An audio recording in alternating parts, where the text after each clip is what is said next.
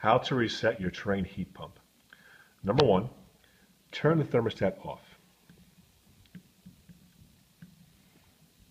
Number two, behind the large white AC door is the actual heat pump.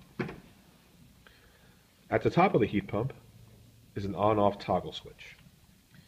Turn the switch to off. Wait 30 seconds and click it back on. Close the door. Go back to your thermostat and turn the heat back on. Set your desired temperature, and that should do the trick. In about 5 minutes or so, the heat should turn back on. Hopefully this information was useful. Thank you.